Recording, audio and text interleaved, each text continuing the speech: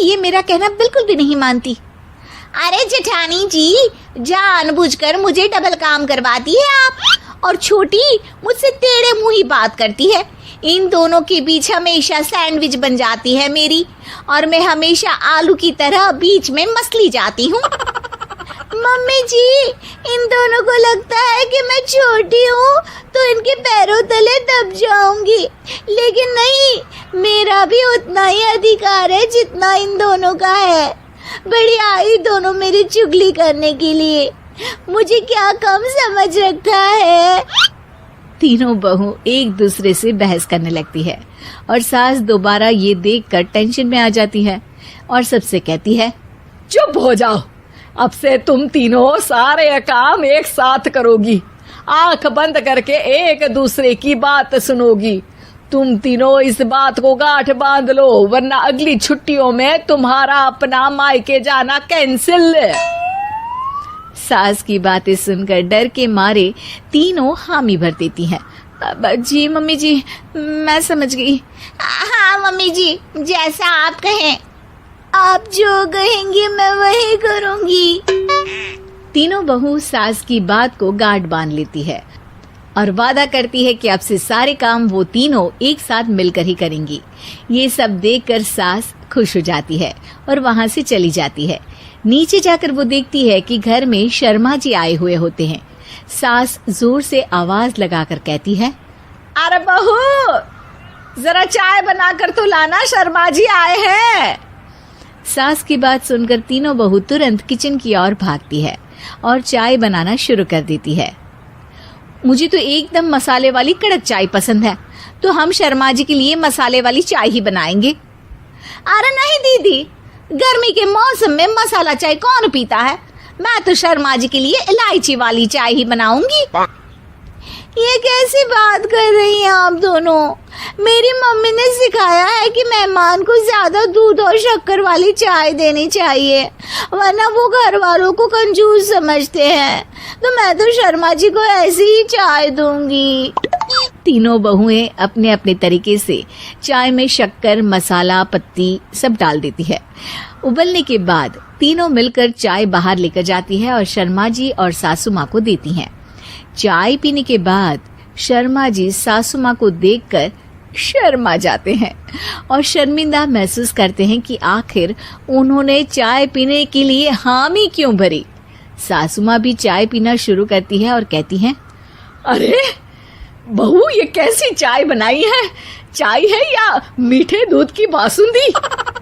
हाँ, चाय अच्छी नहीं लगी क्या? कोई बात नहीं, हम पराठा बनाकर लाते हैं। चलो चलो अंदर। हाँ हाँ चलो। हाँ, आती हूँ मैं भी।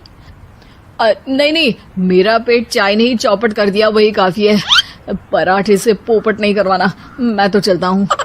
शर्मा जी चुपचाप पतली गली से निकल जाते हैं। अगले दिन सास बहुओं से कहती है, अरे बहू, जाओ जाके ऊपर के गेस्ट हाउस की सफाई कर दो। कल हमारे यहाँ मेरे दूर के रिश्तेदार आने वाले हैं, तो पूरे कमरे को चमका देना, समझी? तीनों बहू सास की बात को मानकर ऊपर सफाई करने चली जाती हैं और तीनों कमरे की सफाई चालू कर देती है। बड़ी बहू मकड़ी के जाले साफ करती है, तो बीच वाली झाड़ू लगाना और छोटी वाली सर्फ डालकर जमीन धोना शुरू कर देती है। अरे दीदी, जेठानी जी, अभी मैंने पूरी फर्श धोई और आप फिर से धूल नीचे गिरा रही हैं। और मछली जेठानी जी, आप बिना झाड़ू की धूल यहाँ छटक रही हैं। अरे तीनों को साफ करना है, एक साथ सफाई करते हैं ना। अरे वही तो, हम साथ साथ हैं, घर साफ साफ है। तीनों बहू ऐसे ही काम में उलझ जाती है और 2 घंटे तक एक ही कमरे की सफाई करती रहती है। बहुत देर से अपनी बहुओं को ना देखने के कारण सास ऊपर कमरे में उन्हें देखने जाती है, लेकिन कमरे में घुसती ही वो गीली फर्श पर फिसलने के कारण नीचे गिर जाती है। ओरी मोरी मैया, हड्डी मरोड़ के रख दी। आए, मेरी तो कमर ही टूट गई रे। तीनों बहुएं सास को उठाती हैं और बिस्तर पर सुला देती है अरे मेरे हाथ पैर दर्द कर रहे हैं, दबा दो, आराम मिलेगा। हाँ जी माँ जी। अरे जी माँ जी माँ जी।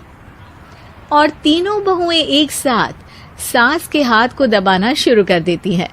माँ की तो चीख ही निकल जाती है और नतीजा ये होता है कि सास के बचे हुए शरीर में भी दर्द उठ जाता है।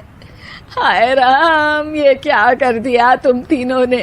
अरे मेरी तो किस्मत ही फूटी है कि तुम जैसी बहुएं मुझे मिली। हे भगवान, पूरे शरीर में दर्द बढ़ गया है। अब तो पता नहीं कि चल भी पाऊंगी या नहीं। माफ करो, मुझे गलती हो गई मुझसे कि तुम तीनों को एक साथ काम करने के लिए बोला।